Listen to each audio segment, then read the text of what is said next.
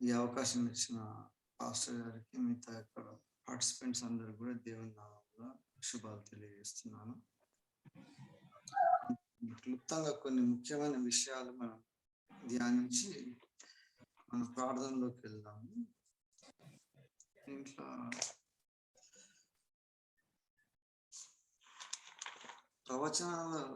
ప్రవక్తల గ్రంథాలని ఉన్నాయి కదా, దేవుడు అడ్మినిస్ట్రేషన్ లో దేవుడు నియమించిన ఎన్నో క్లాసెస్ ఉన్నాయి కదా.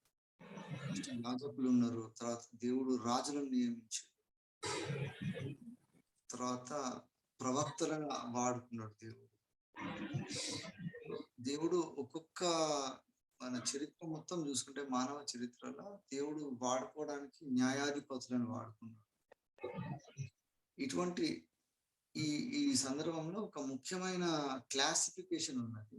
వాళ్ళు ఎవరంటే ప్రవక్తలు అన్నమాట.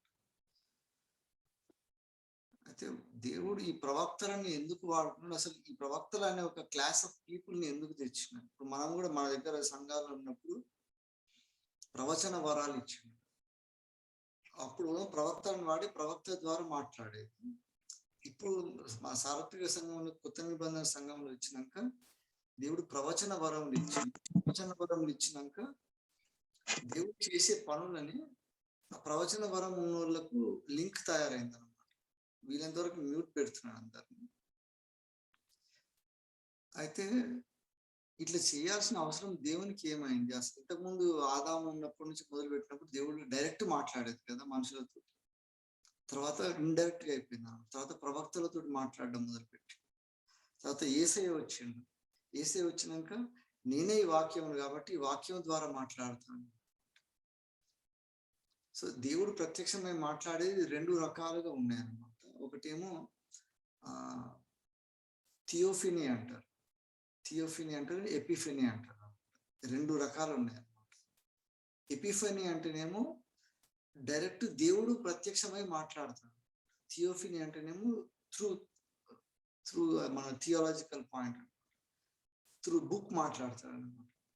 దేవుడు వాక్యం ద్వారా మాట్లాడతాడు, దేవుడు డైరెక్ట్ దర్శనం ఇచ్చి మాట్లాడతాడు. సో దేవుడు ఇటువంటి రకాలుగా మాట్లాడే టైంలో మనము దేవుని సేవ చేస్తున్నాము, మనం దేవుని కొరకు పోరాడుతున్నాము, దేవుని ప్రణాళిక నెరవేరుస్తున్నామని మనం అందరం క్లెయిమ్ చేసుకుంటున్నాం కదా. ప్రతి ఒక్కరు కూడా అదే క్లెయిమ్ చేస్తారు. సో అటువంటి వాళ్ళని దేవుడు ఏం చేసిన వాళ్ళని అబద్ధ ప్రవక్తలు అని ఒక సపరేట్ క్లాసిఫికేషన్ చేసిన. అందరూ ప్రవక్తలు ఉన్నారు, ప్రవక్తలలో అబద్ధ ప్రవక్తలు ఉంటారు. సో దేవుని దర్శనము డైరెక్ట్ కలిగి అది ఇతరులకు చెప్పగలిగిన వాళ్ళు ప్రవక్తలు అవుతారు. వాక్యం ద్వారా దేవుని ప్రదర్శించే వాళ్ళందరూ కూడా దేవుని కోసం వక్తలు, ప్రవక్తలు అన్నమాట. ఇప్పుడున్న మనం అందరం అదే. సో పౌలుకు డైరెక్ట్ దేవుడు దర్శనం ఇచ్చిన, అందరూ కూడా అట్నే దర్శనం ఇస్తేనే మనం గ్రేట్ ఏదని కాదు. ఎందుకంటే పౌలుకు ఆ దర్శనం చేయకముందు దేవుడు ఏం చేసిండు? స్టెఫెనును అక్కడ మనకు చూపించిండు. స్టెఫెను చూపించినప్పుడు స్టెఫెను డైరెక్ట్ దేవుణ్ణి చూస్తాడు, హతసాక్షి కాకముందు. సో అది చూసినాక పౌలుకు వాక్యం మొత్తం ఉంటుంది. ధర్మశాస్త్రంలో మంచిగా ధర్మశాస్త్ర ప్రవీణుడు ఆయన దగ్గర ఆయన ఏమంటారు ట్రైనింగ్ తీసుకొని ఉంటాడు కదా. సో అటువంటి పౌలుకు యేసయ్య ప్రత్యక్షం కావడానికి స్టెఫెను ఒక కారణం అవుతుంది. అయితే ఈ కాలంలో మనం దేవుని సేవ చేస్తున్నాం, మనం చేసేదే రైటా, లేకపోతే నిజంగా మనం దేవుని చిత్తాన్ని నెరవేరుస్తున్నామా, లేకపోతే ఇంకా ప్రతి ఒక్కరు కూడా వచ్చి నేనే చేసింది కరెక్ట్ అంటున్నారు కదా. దీంట్లో నిజంగా దేవుని పని ఎట్లా ఉన్నది ఎట్లా కనుక్కోవచ్చు? కొన్నేమో సైతాను ఆయన ప్రవక్తలను పంపుతుంటాడు, సైతాను ఆలోచనలు పంపుతుంటాడు. మన ఆలోచనలు కూడా వచ్చినప్పుడు మనం చేసే పనులు దేవుని పనులా కాదా అనేది ఒక డౌట్ ఉంటుంది. మనకు వచ్చే ఆలోచనలు దేవుని నుంచి వచ్చినా, లేకపోతే మన ఇమాజినేషన్, లేకపోతే సైతాను ప్లాంట్ చేస్తుందా? ఈ విచక్షణ జ్ఞానము ఎంత సెన్సిటివ్ ఉంటుందంటే దాని కొరకు దేవుని సన్నిధిలో మనము ప్యూరెస్ట్ ఫామ్ లో మనం ప్రజెంట్ కావాలంట దేవునికి.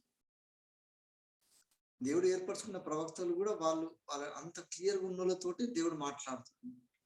అటువంటిది ఒక ఇన్సిడెంట్, రెండు ఇన్సిడెంట్స్ చెప్తా నేను, తర్వాత మనము ప్రార్థనలకు వెళ్దాము. ఒక ఆశ్చర్యకరమైన విషయం ఏంటంటే ఒకటే సందర్భాన్ని రెండు విధాలుగా రాయబడ్డది. మీరు దినవృత్తాంతముల గ్రంథంలో ఉన్నది, సమూయేలులో ఉంటుంది. సమూయేలు 24వ అధ్యాయంలో ఓపెనింగ్ లో ఉంటది. ఇంకొక మారు యెహోవా కోపం ఇశ్రాయేలీయుల మీద రగులుకొనగా ఆయన దావీదును వారి మీదికి ప్రేరేపణ చేసి, నీవు పోయి ఇశ్రాయేలు వారిని యూదా వారిని లెక్కించమని అన్నాడు.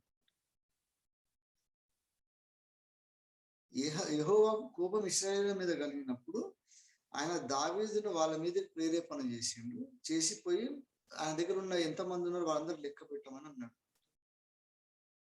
సేమ్ ఇదే ఇన్సిడెంట్ ని మన దినవృత్తాంతం గ్రంథంలో 21వ వచనంలో, ఇదేమో సమూయేలు 24 కదా, దినవృత్తాంతం 21లో సేమ్ ఇదే రాసి ఉంటుంది. తర్వాత సాతాను ఇశ్రాయేలీయులకు విరోధముగా లేచి ఇశ్రాయేలీయులను లెక్కించుటకు దావీదును ప్రేరేపించగా,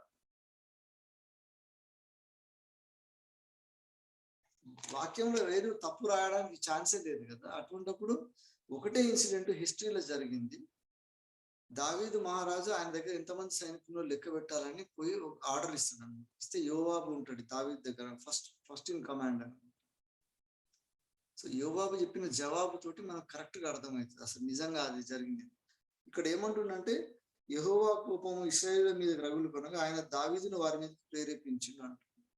యెహోవా ప్రేరేపించిండని సమూయేలులో రాస్తాడు. దినవృత్తాంతంలో వచ్చే వరకు సాతాను ఇశ్రాయేలుకు విరోధంగా దావీదును ప్రేరేపించిండు అని రాస్తాడు. ఇంతకు దావీదుకు కలిగిన ఆ లెక్క, ఆయన సైన్యాన్ని లెక్క పెట్టాలనే ఆలోచన, దావీదుకు కలిగిన ప్రేరేపణ యెహోవా నుంచి కలిగిందా సాతాను నుంచి కలిగిందా అనే కాన్ఫ్లిక్టే ఇప్పుడు మన సంఘాలలో కూడా జరుగుతుంది, ఒక విశ్వాసంలో కూడా జరుగుతుంది. అప్పుడు ఏమవుతుంది, సేమ్ ఇదే పరిస్థితి ఇంకొకసారి వస్తుంది. వచ్చినప్పుడు యోవాబు ఎంత బాగా రాస్తాడంటే, ఇగో 21 దినవృత్తాంతం 21వ అధ్యాయంలో, నా ఏలిన వానికి ఈ విచారణ ఎలా, ఇది జరగవలసిన హేతు ఏమి, జరిగిన ఎడల ఇశ్రాయేలులకు శిక్ష కలుగును అని మనవి చేశాను. ఇట్లా లెక్క పెడితే ఇశ్రాయేలులకు శిక్ష కలుగుతుంది, అట్లా చెయ్యొద్దు అని రాజుతోటి అంటాడు అనమాట యోవాబు. అప్పుడు కూడా ఏముంటది, అయినను యోవాబు మాట చెల్లక రాజు మాట చెల్లని కనుక యోవాబు ఇశ్రాయేలు దేశం అందరూ సంచరించి తిరిగి యెరూషలేముకు వచ్చి వాళ్ళ సంఖ్య చేసి. సో డిసిషన్ మేకర్ ఎవరు ఉంటారు, ఆయన డిసిషన్ మేకర్ ని రాంగ్ డిసిషన్ తీసుకునేటట్టు తయారు చేసినప్పుడు ఇంప్లిమెంట్ చేసేట ఆయన అంటాడు, నువ్వు తీసుకున్న డిసిషన్ తప్పు కదా అని అంటాడు. అప్పుడు దావీదు తప్పు చేస్తాడు. సో ఆ ప్రేరేపణ ఇచ్చింది యెహోవా ఇచ్చిందనేమో ఒక దగ్గర బైబిల్లో రాస్తుంది, సాతాను ఇచ్చిందని ఇంకో దగ్గర రాస్తుంది. సో ఇటువంటి కాంట్రడిక్షన్ ఎప్పుడు వస్తుందంటే, ఇంకొక ఇన్సిడెంట్ చూపిస్తాను. దినవృత్తాంతం దాంట్లో 18వ అధ్యాయం ఉన్నది దినవృత్తాంతములు. ఇక్కడ కూడా ఏమవుతుంది, ఇశ్రాయేలుల రాజు అహాబు ఉంటాడు, యూదా రాజు యెహోషాపాతు ఉంటాడు. సో వీళ్ళిద్దరు కలిసి యుద్ధానికి పోదాం అనుకుంటారు. రామోత్ గిలాదు మీదకి యుద్ధం చేయడానికి పోతున్నా, నువ్వు నా ఎంబడి రా అని అడుగుతారు. అనేప్పుడు యెహోషాపాతు ఎంబడి పోయేటప్పుడు యుద్ధానికి పోవాలా వద్దా కనుక్కుందాము మనం అని అక్కడ వస్తుంది. చాలా ఇంట్రెస్ట్ ఉంటుంది, చాలా పెద్ద అధ్యాయం కాబట్టి మీరు తర్వాత చదవండి. 2వ దినవృత్తాంతం 18వ అధ్యాయం ఉంటుంది. అయితే యుద్ధానికి పోవాలని అనుకున్నప్పుడు మీకాయా అనే ఒక ప్రవక్తనేమో దేవుని ప్రవక్త ఉంటాడు. కానీ మిగతా జనరల్ ప్రవక్తలందరూ రాజంబుడున్న అహాబు రాజంబుడున్న ప్రవక్తలు ఉంటారు, వాళ్ళందరూ వచ్చేమో యుద్ధం చేస్తే మంచిది అని అంటారు. అన్నప్పుడు మీకా దగ్గర పోయి యెహోవా ప్రవక్తలు ఎవరు లేరా మీల మధ్యలో అని అడుగుతాడు. ఉన్నాడు ఒక ఆయన, కానీ వాడు ఎప్పుడు నెగిటివ్ మాట్లాడుతుంటాడు అని మీకా ప్రపోజ్ చేస్తాడు. సో ఈ 18వ అధ్యాయం లాస్ట్ మధ్యకు వచ్చే వరకు ఏముంటదంటే 18, 19 2వ దినవృత్తాంతం, ఇశ్రాయేలు రాజైన అహాబు రామోత్ గిలాదు మీదకి పోయి పడిపోవునట్లు ఎవడు అతన్ని ప్రేరేపించునని యెహోవా అడగగా, ఒకడు ఈ విధముగాను ఒకడు ఆ విధంగా ప్రత్యుత్తరం ఇచ్చి, అప్పుడు ఒక ఆత్మ వచ్చి యెహోవా ఎదుట నిలవబడి, నేను అతన్ని ప్రేరేపించదని చెప్పి, యెహోవా దేని చేత అతన్ని ప్రేరేపించదు అని అడిగాను. అందుకు ఆ ఆత్మ ఏమన్నదంటే, నేను బయలుదేరి అతని ప్రవక్తలందరి నోట అబద్ధమాడు ఆత్మగా ఉందని చెప్పగా, యెహోవా నీవు అతన్ని ప్రేరేపించి జయింతువు, పోయి ఆ ప్రకారంగా చేయమని.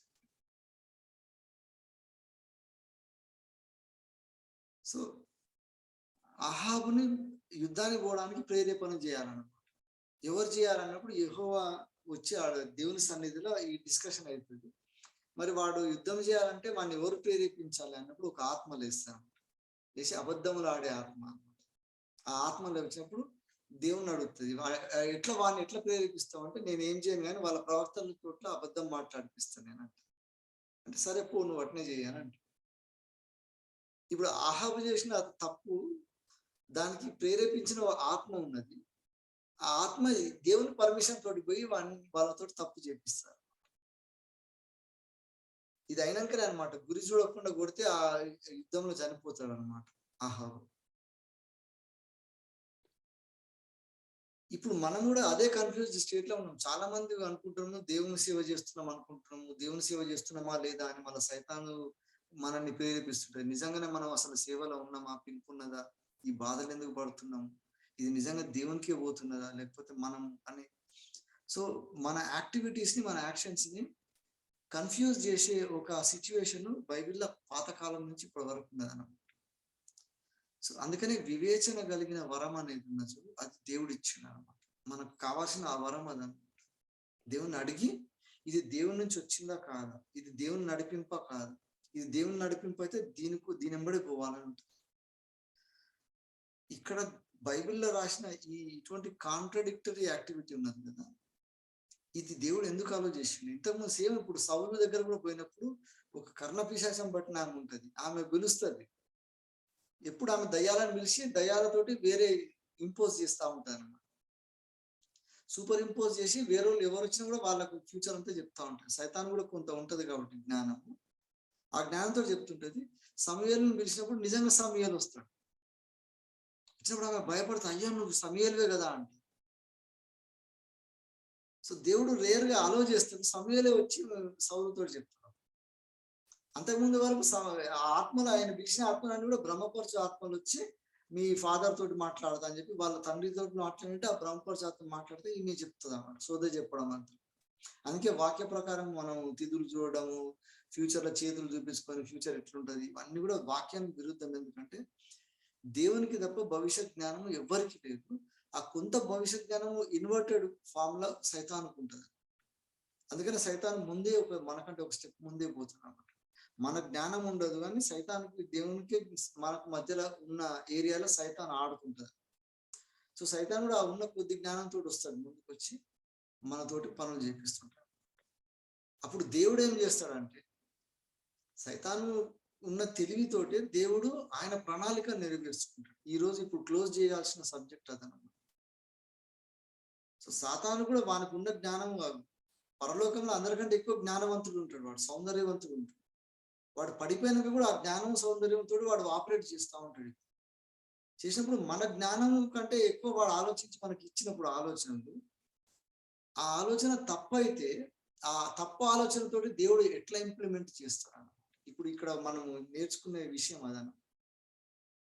సో అహాబుని చంపడానికి దేవుడు రాంగ్ ప్రేరేపణ చేయడానికి ఆ ఆత్మని అలో చేస్తాడు. దేవుడు అలో చేయడం వల్ల దేవుని జ్ఞానం ఏంటంటే, అక్కడ ఆ రాజు చనిపోతాడు, ఆయనకు ఎవడో గురి పెట్టకుండా బాణం వేస్తే చచ్చిపోతాడు.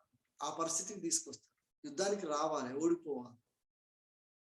అట్టనే సేమ్ ఇస్కరియోతు యూదా మన దగ్గరకు వచ్చినప్పటికీ ఏర్పరచుకున్న 12 మందిలో ఇస్కరియోతు యూదా ఉంటాడు. అదొక్కటి చెప్పి నేను క్లోజ్ చేస్తాను. సో సాతాను వాని తెలివెంతుంది అనుకుంటా, కానీ సాతాను చేసే పనితోటి కూడా దేవుడు ఆయన మహిమకరంగా వాడుకుంటాడు. ఇది మన కాన్ఫిడెన్స్ కి అప్లై చేసి క్లోజ్ చేస్తాను. ఇది యోహాను సువార్తలో ఉంటది.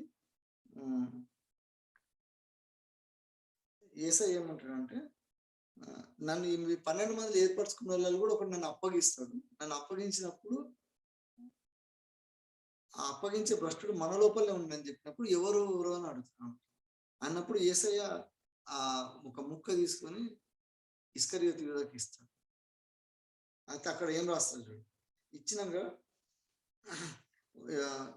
యోహాను సువార్త 13వ అధ్యాయం 13:27లో ఉంటుంది. వాడు ఆ ముక్క పుచ్చుగానే సాతాను వానిలో ప్రవేశించాను. యేసు నీవు చేయుచున్నది త్వరగా చేయమని వానితో చెప్పగా, ఆయన ఎందు నిమిత్తము అతనితో అలా చెప్పినో అది భోజనం కూర్చున్న వాళ్ళ ఎవరికి తెలియలేదు. ఇస్కరియోతు యూదా చేయబోయేదని చెప్తాను. చెప్పి ఇది చేసేటోనికి శ్రమ ఉంటది, వీడు చేయకుంటే బాగుండు అంటాడు.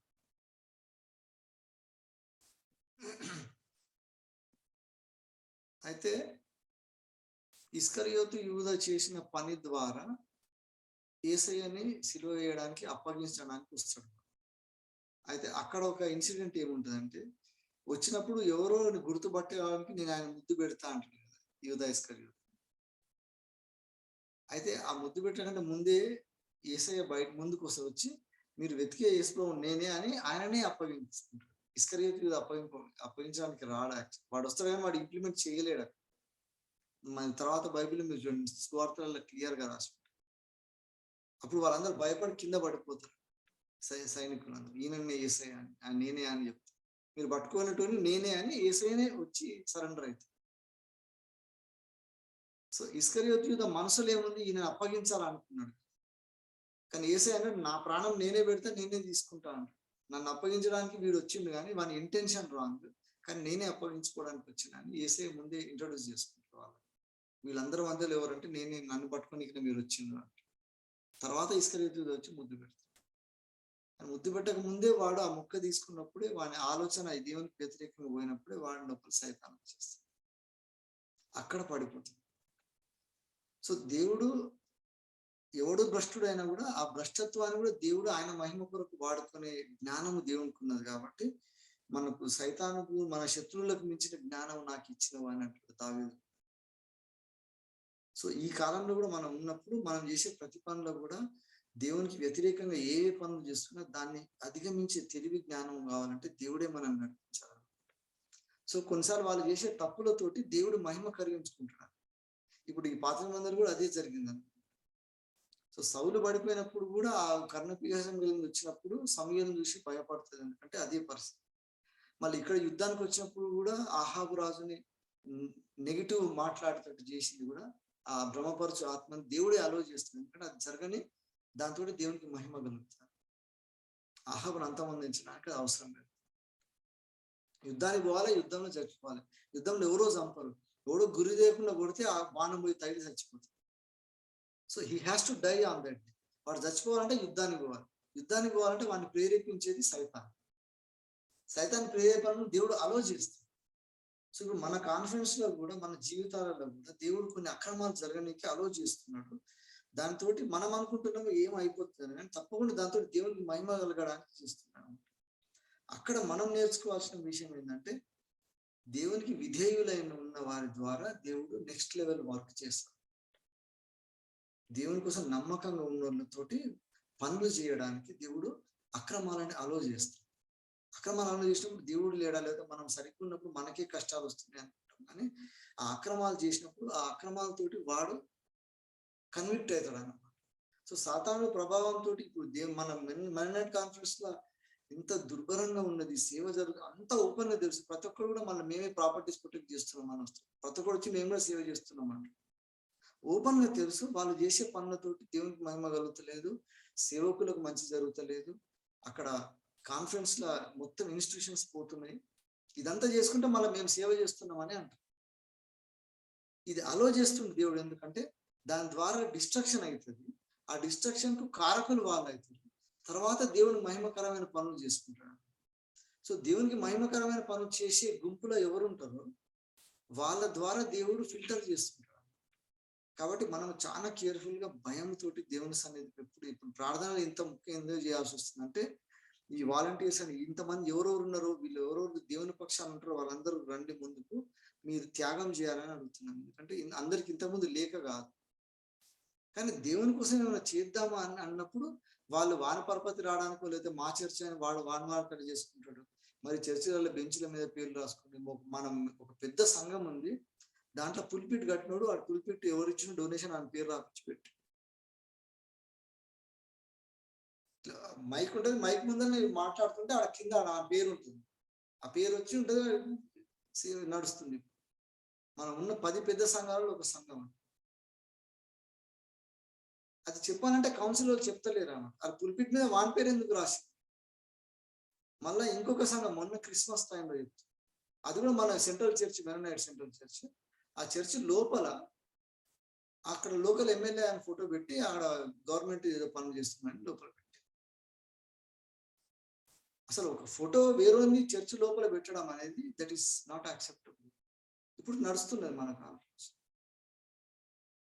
మొన్న క్రిస్మస్ అప్పుడు పెట్టారు.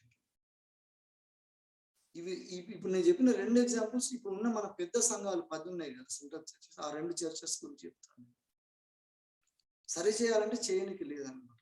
ఆ డొనేషన్ ఇచ్చిన నీ అవసరం లేదండి, నీ డొనేషన్ ఏం పూర్పిట్ లేకుంటే డైరెక్ట్ మైక్ పట్టుకొని సేవకు చెప్తాడు, ఈ స్థానం నుంచి అని ఉండాలి కదా. కరెక్ట్ చేయడానికి కౌన్సిలర్ ముందుకు రారు. ఎందుకు మళ్ళీ వాడికి ఇంకా వాళ్ళ బలగం వాళ్ళు ఫీల్ అవుతారు, లేకపోతే వాడు ఇచ్చే డొనేషన్ బాగుందంట. సో ఇట్లా కాంప్రమైజింగ్ స్పిరిట్స్ తోటి తప్పులు జరుగుతూ ఉంటే మనము సరి చేయడానికి ఎవరెవరో నిలబడతారు. ఈ తప్పులు చేసేటోళ్ళు లెక్క దేవుడు చెప్పుకుంటాడు, వాళ్ళ భ్రష్టత్వానికి వాళ్ళు పోతారు. కానీ మనం నిలబడ్డప్పుడు దేవుడు గొప్ప కార్యాలు చేయడానికి సైతానుని తోటి తప్పులు జరిగించే తర్వాత దేవుని మహిమకరమైన పనులు చేస్తాడు. అందుకే తర్వాత మళ్ళీ చూస్తే యెహోషాపాతు చేసిన యాక్టివిటీస్ అన్ని ఉంటాయి. అహాబు చచ్చిపోయినాక మంచి మంచి పనులు అవుతాయి అన్నమాట. బలిపీఠాలు కూడా కొట్టిస్తారు, దేవతలు అవన్నీ మొత్తం అవుతాయి. సో ఇప్పుడు మన కాన్ఫరెన్స్ లో కూడా అక్రమాలు జరుగుతుంటే వాళ్ళు ఏమన్నా ప్రొజెక్షన్ చేసుకుని వాళ్ళు భ్రమపరిచే ఆత్మ అన్నమాట. వాళ్ళు వచ్చి వాళ్ళు చెప్తా ఉంటారు మేము చేసేది కరెక్ట్, మేము మంచిగా చేస్తున్నాం. పబ్లిక్ కూడా కొంతమంది వాళ్ళ వెంబడి పోతారు, యాక్సెప్ట్ చేస్తారు. కానీ మనము ఖచ్చితంగా దేవుని కోసం నిలబడి దేవుని ప్రణాళిక ప్రకారం ఎవరెవరు ఉంటారు వాళ్ళ ద్వారా దేవుడు మళ్ళా పని చేయడానికి వాళ్ళతోటి తప్పులని అలో చేస్తాడు. అటువంటి ఆత్మలను పోగొడతాడు. అందుకే మనకు విచక్షణ జ్ఞానం ఎక్కువ ఉండాలి.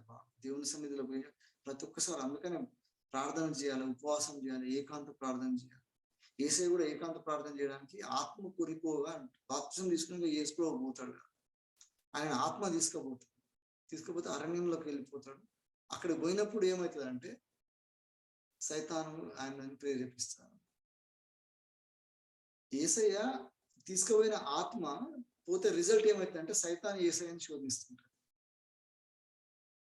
సో మనం కూడా దేవుని పనులు చేయడానికి పోతా ఉంటే ఇవన్నీ వస్తుంటాయి అంటాను. సైతాను కూడా వచ్చి యేసయ్యని ఎంత క్రిటికల్ గా అడుగుతారు.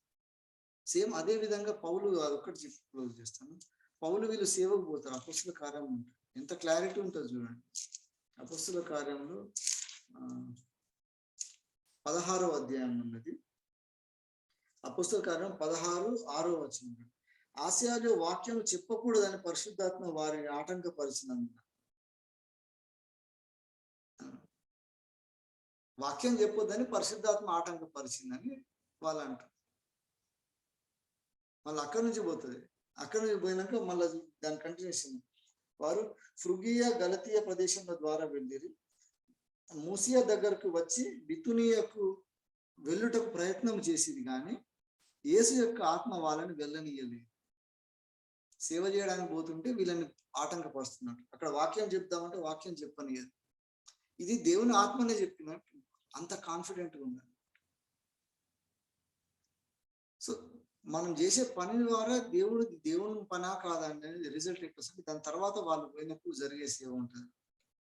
వాళ్ళు అక్కడ పోకుండా ఆపినందుకు ఏం చేసినట్టు దేవుడు వేరే సైడ్ తీసుకోబోతారు, త్రోయకు పోతారు. త్రోయకు వచ్చినట్టు అక్కడ దేవుడు గొప్ప కార్యాలు చేస్తారు అపొస్తలులు.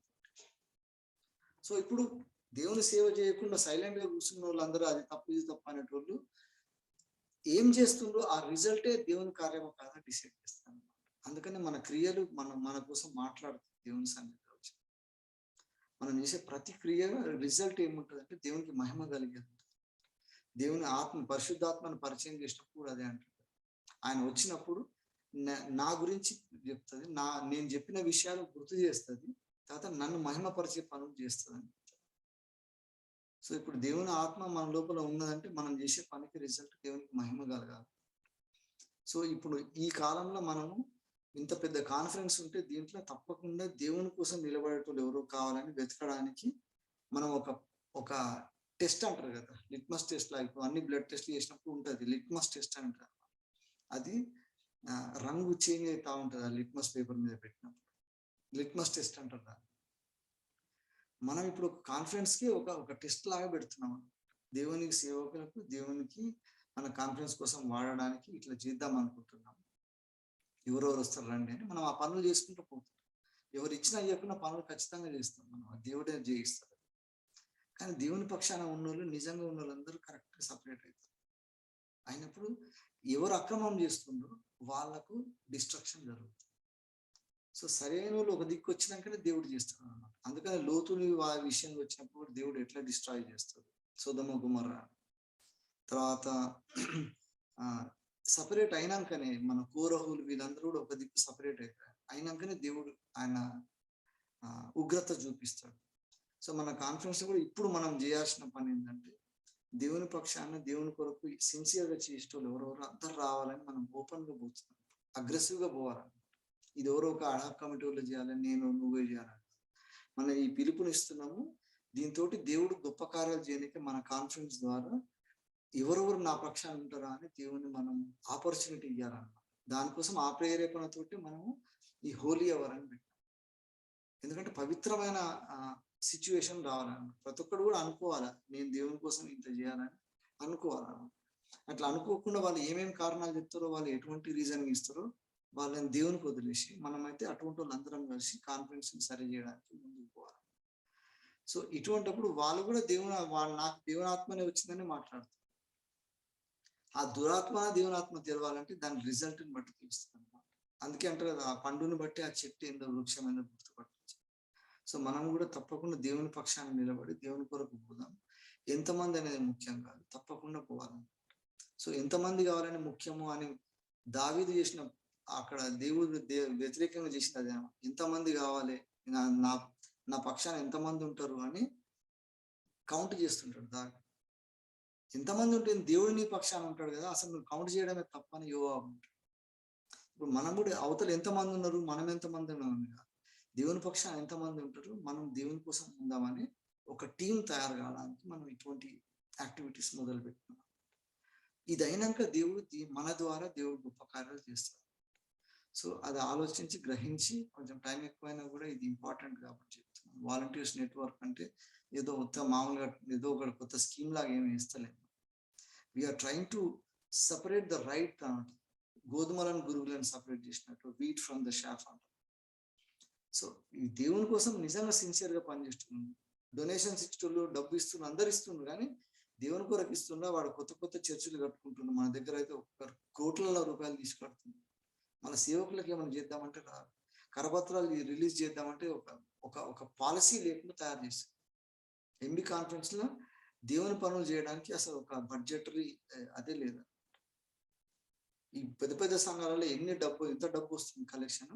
ఈ కలెక్షన్ లో మనము ఎంత సేవకు వాడాలి, ఎంత గాస్పెల్ క్యాంపెయిన్స్ కి వాడాలి, ఎంత సేవకులకు వాడాలి, ఎంత సంఘం అభివృద్ధికి వాడాలి, ఎంత రిపేర్స్ కి వాడాలి, అట్లా ఒక కేటగిరీస్ ఉంటాయి. There is nothing like that. దేవుడు అన్నాడు, దశమ భాగం వస్తే నాకు దశమ భాగం, దాంతో నేను ఏమన్నా చేసుకుంటా, 90% నువ్వేమన్నా చేసుకోండి. ఆ దశమ భాగంతో దేవుని పనులన్నీ జరగాలని. అట్లా ఈ పెద్ద సంఘాలలో కానీ మన ప్రతి సంఘంలో కానీ మనమైనా కూడా మనకు వచ్చిన దాంట్లోకి వెళ్ళి దేవుని సన్నిధిలో దశమ భాగం ఇచ్చినాక మిగతా 90 ఉంటుంది కదా, దాంట్లో మళ్ళీ దేవుని కోసం ఏమన్నా ఇస్తున్నావా మనం పర్సనల్? దేవునికి ఇచ్చి నువ్వు ఇచ్చినట్టు ఫీల్ కావడం కాదు, అది దేవునిదే, అది నువ్వు ఇచ్చినట్టు లెక్కనే అసలు కాదు. ఆ 90% నువ్వేమిస్తావు అదే దేవునికి నువ్వు ఇచ్చినట్టే. ఆ 10% నువ్వేమైనా చేస్తే దొంగిలించినావు కదా అంటుంది. సో ఆ 10% కూడా ఇస్తలేరు మన దగ్గర, అంత భ్రష్టత్వం ఉంది. అయినా కూడా సంఘాలలో ఎంత సర్ప్లస్ మనీ ఉంది, వాటితోటి మంచి మంచి టేక్ చెక్కలతో 20 లక్షలు 10 లక్షలు పెట్టి గుమ్మాలు తయారు చేస్తారు. ఎంత అట్టహాసంగా తయారు చేస్తున్నాం చర్చెస్ కడుతున్నాం అంటే దాంట్లో దేవునికి మహిమ కలుగుతుంది. వాళ్ళ పేర్లు రాయాలి, లేకపోతే అందులో లిస్ట్లో ఉండాలి, మొత్తం క్రెడిట్ రావడానికి చేస్తుంది. ఒక్క పాయింట్ కూడా దేవునికి మహిమ కలగదు. దేవుని కార్యాలలో వీడు నా కోసం పనిచేసి నా మందిరం మంచి కట్టిన దేవుడు ఎప్పుడు మెచ్చుకోడు. కాబట్టి ప్రయారిటీస్, రాంగ్ ఐడియాస్ ఇచ్చే ఆత్మలు ఉన్నాయి. అక్కడనే సైతాన్ ప్రవేశించి దేవుని మందిరమే కడుతున్నాం కదా, ఎవడని ఆపుతాడు వాళ్ళని, మంచిగా చేస్తున్నాం కదా, అది దేవుని ఆత్మనే అన్నట్టు వస్తుంది, వచ్చి భ్రమపరుస్తున్నాడు. అక్కడ దేవుని మహిమ కలుగు సంఘాలంటే గొడవలు ఉన్నాయి. కాబట్టి ఈ విచక్షణతోటి ఆత్మ కలిగించే ఐక్యతనే మనకు కావాలి. ఆత్మ నడిపింపుతో ఉన్న నాయకత్వం కావాలి. ఆ నాయకత్వం ఉన్నప్పుడే ఆత్మల సంపాదన మీద ప్రయారిటీస్ చేంజ్ అవుతాయి. మిషనరీ పెట్టిన పైసలు మొత్తం 90% దానికి పెట్టింది. దశమ భాగం వాళ్ళు వాడుకుని 90% దేవుని కోసం పెడితేనే ఇంత పెద్ద కాన్ఫరెన్స్ అయింది. మళ్ళీ మనం 60-70 ఏళ్ళు ఇప్పుడు మన కాన్ఫరెన్స్ ఫ్రీ అయింది, కానీ 70 ఏళ్ళలో మొత్తం చెడగొట్టేసినాం మనం. అంతకుముందు 70 ఏళ్ళలో కట్టిందంతా కూడా ఇప్పుడు అంతా చెడగొడుతున్నాం. ఇప్పుడు మళ్ళీ రీబిల్డ్ చేయాలని దేవుడు అనుకున్నప్పుడు ఈ పరిస్థితి వచ్చింది. కాబట్టి ప్రార్థన చేద్దాము. యథార్థవంతులు, యథార్థ హృదయాలు, దేవునితో ఆసక్తి కలిగిన వాళ్ళందరూ ఒక పూలప్ కావాలి. ఈ కొత్త సంవత్సరం నార్మల్ గా ఉండదు, తప్పకుండా దేవుడు గొప్ప కార్యాలు చేయబోతున్నాడు. కాబట్టి ఈ సపరేషన్ అనేది తీసుకురావడానికి మనం వాలంటీర్స్ నెట్వర్క్ స్టార్ట్ చేస్తున్నాము. ప్రతి ఒక్కరు మీ శక్తికి మించిన ఎఫర్ట్స్ పెడదాం. ప్రతి ఒక్కరి దగ్గర పోదాం. వాడు ఇచ్చినా ఇవ్వకుండా తిట్టినా ఏమన్నా పోవాలని నువ్వు ఇంట్లో జాయిన్ గా దీంతో ఇట్లా చేద్దాం అనుకుంటున్నావు, ఈ కాగితం మీద రాసిన ఇంట్లో తగిలించుకో, దీంట్లో ఏమైనా తప్పు ఉంటే చెప్పు, లేకపోతే బెటర్ చేద్దాం. ప్రతి ఒక్కరికి ఆపర్చునిటీ ఇద్దాం. ఇచ్చినాక వాళ్ళు ఎటుపోతే అటు, వాళ్ళ మైండ్ ఏ ఆత్మ ఇన్ఫ్లుయెన్స్ చేస్తే దాని ప్రకారం వాళ్ళు రిజల్ట్ తీసుకుంటారు. మనం మాత్రం నమ్మకంగా దేవుని కోసం ముందుకు పోదాం. దేవుడిచ్చిన కొన్ని ఆలోచనలు దీవించున్నాక కొంత టైం ఎక్స్ట్రా అయినా కూడా ఇంపార్టెంట్ సబ్జెక్ట్ కాబట్టి ఎక్స్టెండ్ అయింది. సెన్సిటివ్ మ్యాటర్ కూడా కదా, ప్రేరేపణ కలగడం అనేది అది శోధన ప్రేరేపణ గుర్తుపట్టడం అని కూడా ఆత్మతోటి కలిగిన విచక్షణ ఉండాలి. ఈ విచక్షణ కలగడానికి ఒకటే కారణం ఏంటంటే దేవుని సన్నిధిలో గడపడం, దేవుని సన్నిధిలో ప్రార్థించడం. ఎంత ఇంపార్టెంట్ అంటే యేసయ్య ఎంత టైం స్పెండ్ చేసింది ప్రార్థనలో, అది ఒక్కటే గుర్తనమాట. ఉన్న 3.5 సంవత్సరాలలో ఎక్కువ టైం స్పెండ్ చేసింది జనసమూహంతో ప్రార్థనలో గడిపింది, దేవుని సన్నిధిలో ప్రైవేట్ గా. సో మనం కూడా చాలా ఇంపార్టెంట్. అందుకనే ఈ ప్రార్థన కూటంలో ఉన్న ఈ కొంతమంది మనం తప్పకుండా దేవుడు మన ద్వారా గొప్ప కార్యాలు చేస్తారు. సో నంబర్స్ కౌంట్ చేసుకునే వాళ్ళందరూ దావీదు అప్పుడు చేసిన మిస్టేక్ చేస్తుంది. మనం అట్లా కౌంట్ చేయకూడదు. అందుకని we are trying to locate the right people for God's cause. దేవుడి కొన్ని ఆలోచనలు దీవించాలని ప్రార్థిస్తున్నాను. సమయం ఇచ్చినందుకు పాస్టర్ గారికి వందనాలు. లేట్ అయినందుకు క్షమాపణ కూడా అడుగుతున్నాను. ఓకే, థ్యాంక్ యూ అన్న. ఆత్మ నడిపింపు మరి సాతాను యొక్క ప్రేరేపణ గురించి చాలా చక్కటి వర్తమానాన్ని అందించినాడు. మరి అయ్యగారికి ప్రత్యేకంగా వందనాలు తెలియజేస్తున్నాను.